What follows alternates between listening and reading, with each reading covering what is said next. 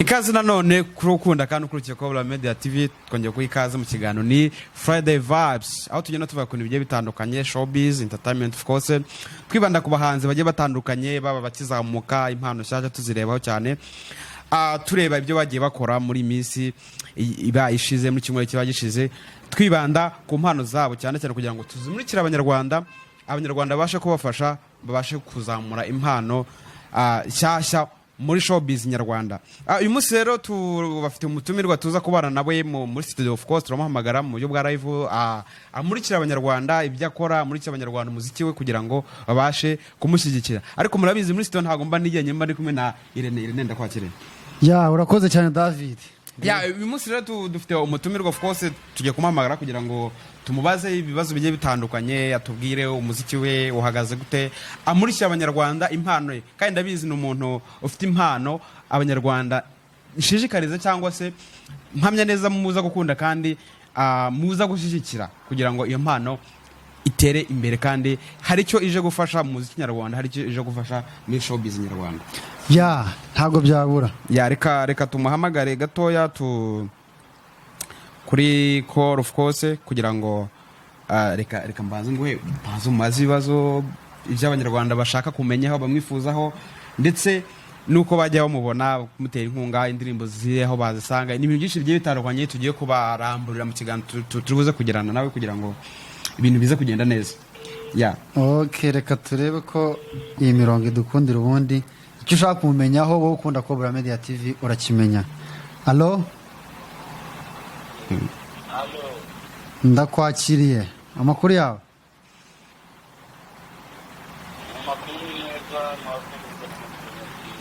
Ya iyi ni Kub'Abanyarwanda Media TV mu kiganiro Friday Vibes ndagira ngo ngusabe nagwaye ikaze ndagira ngo ngusabe nyine wibwire abanyarwanda wibwire abakunzi bawe mu buryo bwa gihanzi. Ni umuhanzi nyarwanda nitwa Elisha niko nitwa abatanzi ndirimba indirimbo z'ubuzima busanzwe motivation motiva abantu wenda nshobora kwibwira mu haririmbamo wenda rwose nta kibazo abatanzi nyine bashobora guhita banyumva cyangwa se hari ababa bazi indirimbo batazi umuhanzi cyane rwose nibyo ngibyo. yego kora cyane ureka bavuge shakisha inshuti z'umumaro mu buzima nakuzenzeka iyo utinze gatura sigara abantu bawe niba bakikumva n'abanzi bawe bakavuga amenyo rushanwa haranira kuba imbere mu buzima ntacyo wabona utakoze wikumva ko nta kintu ushoboye wikumva ko naho wagera ahazaza hawe hari mu biganza byawe ahazaza hawe hari mu biganza byawe. Wow.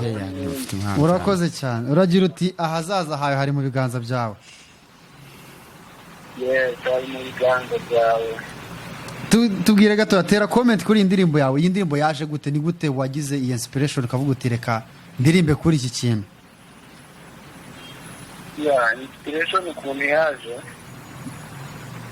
rero mu buzima busanzwe abantu indirimbo z'urukundo nyinshi cyane abandi bakaririmba gospel nazo ni nyinshi cyane ariko abantu ntabwo bajya bibanda ese n'indi kandi nabonye abanyarwanda ikintu bakeneye motivation hari igihe ugasanga abantu bari mu ndirimbo z'urukundo yego baranabyumva ariko they don't have motivation.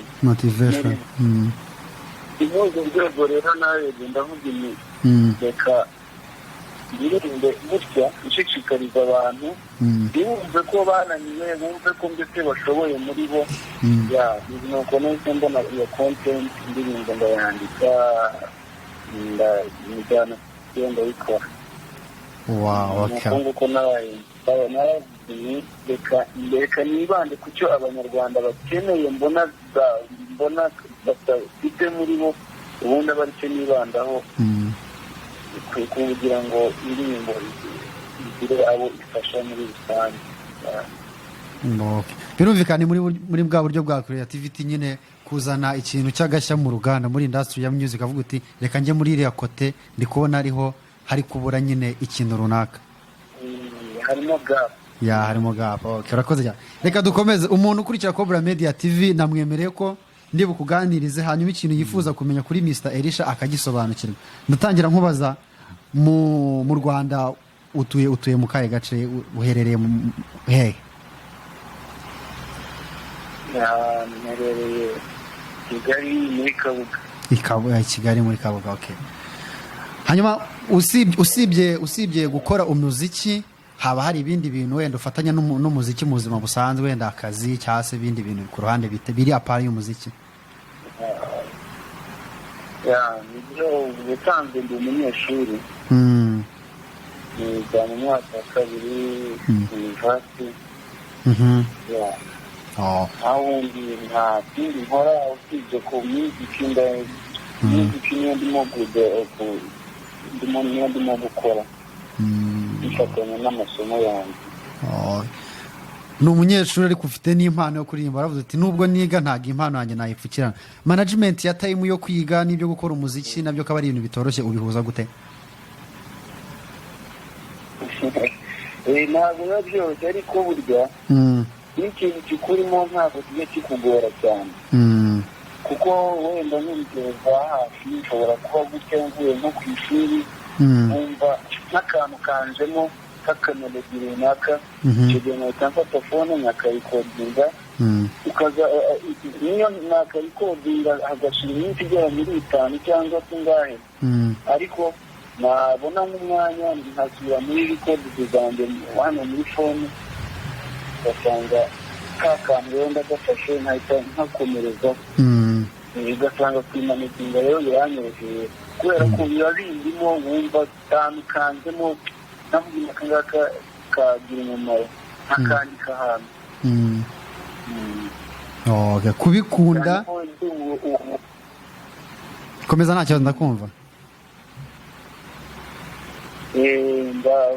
nawe ndimo kuvuga ni cyane ko nko kuririmba rwose nkanjye ntabwo nyine urebye ntabwo kingora cyane, byangoraga mbere niga muri secondaire ijwi gitangiye ibintu byose, ibintu byo kuririmba bwa mbere na mbere byanzemo ni mu mwaka wa 2014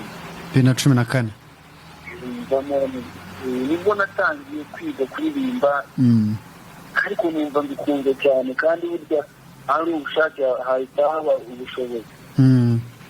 numvise mbishaka cyane ngeraho rwose ntangira kujya nkora amaperformance bisanzwe mu rusengero nabundi narimbaga byinshi nuko byaje rero ntabwo bikingora cyane kubera ko ubu ngubu kuva icyo gihe rero kuva 2016 natangiye kujya nandika indirimbo, ndangije wa gatandatu ubwo noneho nari mfite umwanya uhagije. Indirimbo ndazandika, ubu ngubu mfite indirimbo tugera nko muri 12. Indirimbo 12 hafi alubumu yose. Nene mu Rwanda ufite indirimbo, umaze kwandika indirimbo zigera muri 12, ndumva alubumu iri hafi kuzura. Yafi kuzura 2012 ishozo wa gatandatu ubwo narandikaga nicyo nakoraga, gitari nayo ubu nyine ndayifite, nakompoza indirimbo kuri gitari nazeba nkabona birimo biravamo, ubundi nkahita nyandika. Hanyuma ngeze rero muri university urumva inshingano zari ziyongereyeho, nahise nongera nsaho nkisubira inyuma gatoya kubera n'ibihe by'amasomo ariko ntabwo byambujije gukomeza gukora kubera ko urabona kugeza ubu ngubu nibwo bwa mbere najyanye indirimbo ya mbere muri studio ejo bundi 2020 n'uyu mwaka. Okay. Ndumva urugendo rw'umuziki ntago navuga ko uri umuntu muto ya muri urugendo urumva hari imyaka runaka umazemo. Hari imyaka runaka amazemo cyane rwose. Okay, reka dukomeze nta kibazo. Aha. Okay. Nta experience yawe muri music ari ntoya niko umuntu yavuga. Haba hari abandi bahanzi waba ufatiraho nk'ikitegerezo ukavuga uti wenda nanjye nifuza Mr. Elisha ndifuza ko wenda nko mu gihe runaka yazaba ameze nk'uyu muhanzi runaka. Abahanzi bo ntabwo babura bivuze bo mu Rwanda wenda mu Rwanda umuhanzi ushobora kureba amavuga ni kabisa uyu muhanzi ugeze ku rwego nk'urwe byaba bishimishije cyane.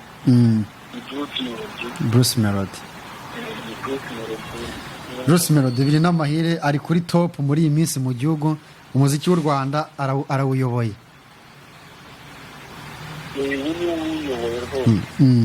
None bishoboka yahereye navuga ko yahereye kuri 0 niko umuntu yabyita. Yahereye kuri 0 niwe muhanzi uzi hano mu Rwanda. Iyo umuntu abonye ikintu atakiriye niyo mpamvu aragenda ayo mahirwe nayakoresha neza. Ariko we yaraziriye cyane niyo mpamvu n'ubu ni performance nziza cyane. Yarazi icyo yashakaga kugeza ubu ngo muri ibyo atangiye kugenda ageraho. Okay. Birumvikana nawe rero navuga nti courage ugomba gushyiramo umuhate wose birumvikana urabikunda nk'uko wabivuze hanyuma ugashyiramo n'imbaraga zose kugira ngo nyine ugende ushyiraho itafari kuri ntabwo ari ibintu byaza umunsi umwe iminsi ibiri ariko uko ugenda wigira imbere bigenda biza.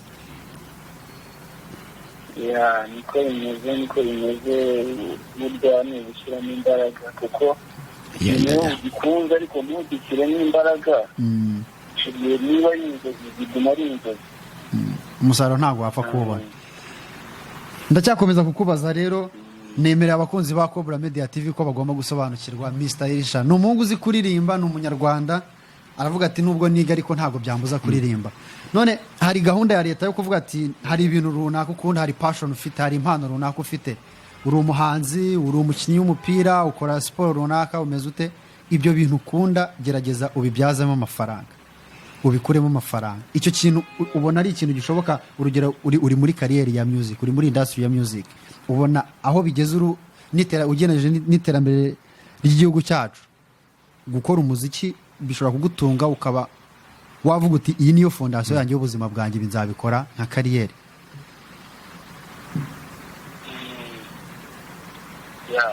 Ibyo cyane rwose birashoboka ariko nanone sinzi wenda nkanjye wenda muri music ukuntu ndimo kwiga njyewe nyirimo music ndayikora by'umwihariko kugira ngo icyo message ntanze igere ku munyarwanda kuri buri munyarwanda kandi muhindure imugireho umumaro cyane n'iyo njye bitangeho umumaro mwinshi ariko cyane ko mba ndimo kwirindira abanyarwanda.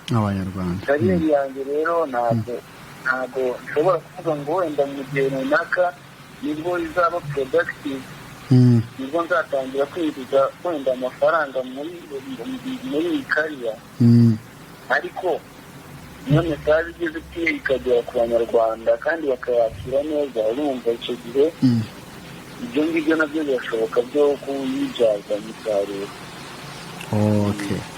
Uragira uti mbere na mbere njye ndeba abantu abakiriya banjye nibo ndebaho abo ndirimbira message niba yabagezeho nanjye nzaba nungutse. Okay. Message ibagezeho nkabona feedback zirakomeza kuba nziza. No kuba icyo gihe mba ndimo gukora biba birimo guhindura abantu kandi ubundi nicyo ubuhanzi buvuze. Ikintu kiri muri wowe utakaza mu bandi nabo kigahindura ubuzima bwabo.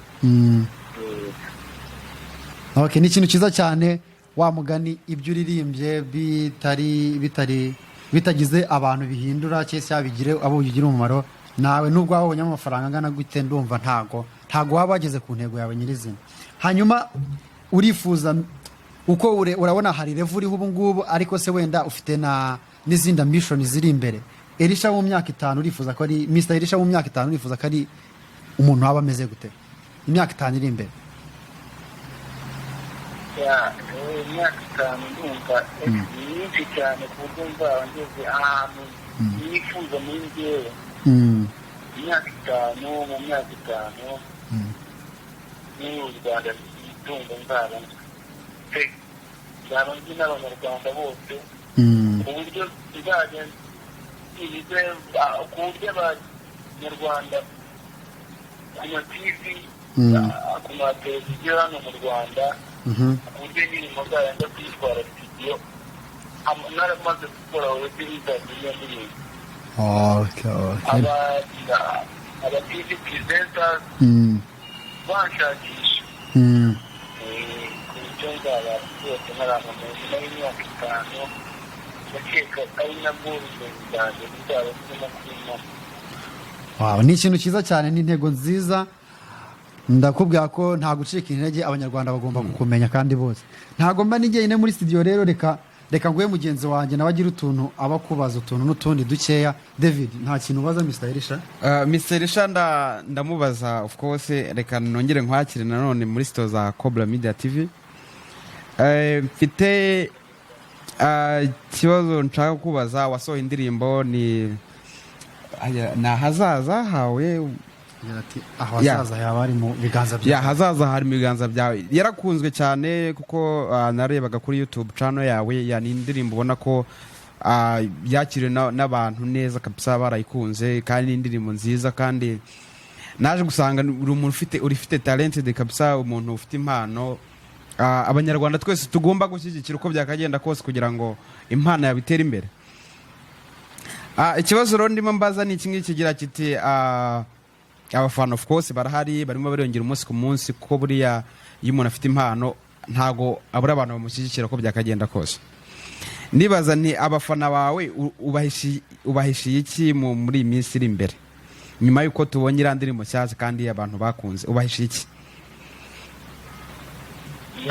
icyo mbahishiye ya mbere rwose, indirimbo ya mbere bayikunze cyane, ko ntabwo iyo umuntu agitangira ntabwo aba wenda afite ubushobozi buhagije. icyo mbahishiye ni uko indirimbo ya kabiri iyo izaza irenze kuri iyo ya mbere, bashonje bahishiye ya kabisa. Ni byiza cyane kuko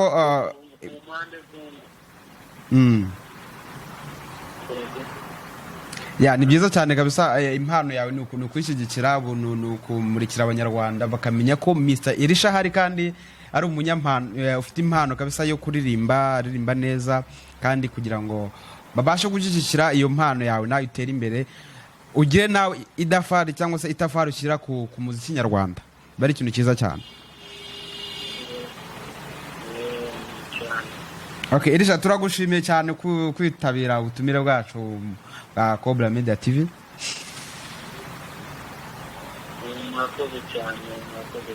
Ndizera ko tugiye kumurikira abanyarwanda bakakumenya, kugira ngo dufatikanye, kugira ngo impano yawe igire iyindi level ijyaho. Turagushimiye cyane, murakoze. Murakoze cyane namwe. Sawa. Okay, twarimo tuvugana na uyu mutipe, yenda abatamuzi reka dusa nkaho tumusobanuramo gakeya. Ni umuntu ufite icyo impano. Ona hari kwa kundi umuntu ajya kuririmba ugasanga yakoze indirimbo, afite n'amafaranga yego n'icyo, ariko ugasanga ni bya bindi arimo akora kuko afite amafaranga, ariko mu by'ukuri wareba ugavuga ati ibono kugira ngo aze agire gutyaje muri n'umuntu ashaka fame, arashaka kwamamara gusa, ariko mu by'ukuri yenda nta mpano. Ariko uyu Elisha ni umuntu numva nawe dukurikira udukunda numva indirimbo ye turaza kubishyira kuri hari comment section turaza gushyira link ye y'indirimbo kuri YouTube ujyeho uyumva indirimbo ni indirimbo nziza cyane kandi none nayumva nuhagera uhita unakora subscribe kuri YouTube channel ye kugira ngo ubashe kumuteza imbere.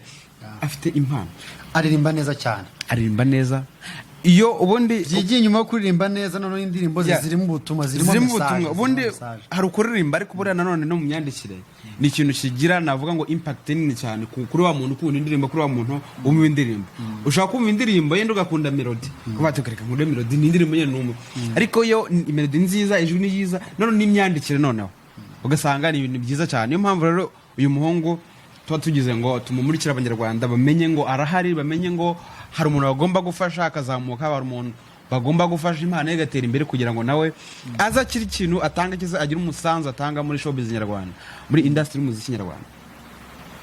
Niko bimeze, agomba gushyiraho itafari rye, agomba gushyiraho umusanzu we, hanyuma umuziki nyarwanda ukagera ku yindi level. Kiba ari ikintu cyiza cyane kuko nawe uri ahandi ufite impano runaka uri karibu kuko nicyo tubere hano ni ugufasha ikiganiro nyine cya showbiz. Of course twibanda kuri za mpano zaba inshyashya bagiye bazamuka kugira ngo tumurikire abanyarwanda ese barimo barakora iki, bakora ibiki, bakunda iki. Buriya hari umuntu ushaka kuba yenda yakunda umuntu cyangwa se ariko iyo abonye uburyo bamuvugaho cyangwa se uburyo bamumurikire umuntu akavuga nti arahanga arimo arakora iyi ngibi ni umuhanzi akora iki ngiki, bituma abantu bamumenya, baboneraho kumumenya, hanyuma bakajya kumva n'izo message rega baririmba ntago ari iz'abantu bamwe, niyo zigenewe abantu bose. Umuntu wumva ikinyarwanda aho waba uri hose irakureba, irakugenewe. Aravuga ati ngendira indirimbo z'ubuzima busanzwe tubamo, kandi akavuga nti buriya iyo uri indirimbo utanga ubutumwa bukagera kuri bantu bashaka kubwira ni nkaho uba wabaye satisfied nyine kuri wowe. Biruta amafaranga, biruta amafaranga. Rimwe na rimwe biruta amafaranga ko iyo uririmba indirimbo itarimo ubutumwa nubwo bayikunda yego, ariko rimwe na rimwe uvuga ati hano harimo ari bibaza ko nk'ubu yashaka kuririmba iki. Indirimbo zirimo ubutumwa rero hari n'ikintu zirinda bana muri iyi minsi hari indirimbo zose umuntu asora ukabona abantu bose bamwe barabivuga uko abandi barabivuga uko, ariko iyo watanze message isobanutse biragoye kuri abantu bagira ibintu bibarinda byiza cyane. Ahubwo niyo mpamvu mba nanabwira uriya muntu udukurikiye nti uyu muhungu gerageza uko ushoboye, ubona indirimbo yiwe yisharinga mu magroupe, nubona undi muntu yenda wisumbe kuri wowe wagira icyo amufasha kugira ngo abanyarwanda mumenye, wagira icyo amufasha kugira ngo umuziki we ugire aho uva ugire naho ugira kandi mu buryo buruseho. Gerageza uko ushoboye ubikore. Uraba ukoreye igihugu, uraba umukoreye, uramufashe, nawe ubwawe uraba wifashije n'igihugu muri rusange uragifashije kugira ngo twese hamwe tubashe gufatikanya duteze igihugu cyacu imbere. Niko bimeze. Ikintu cyiza cyane. Turashimiye cyane rero, turabakunda. Muri studio ni David Cobra hamwe na Ire.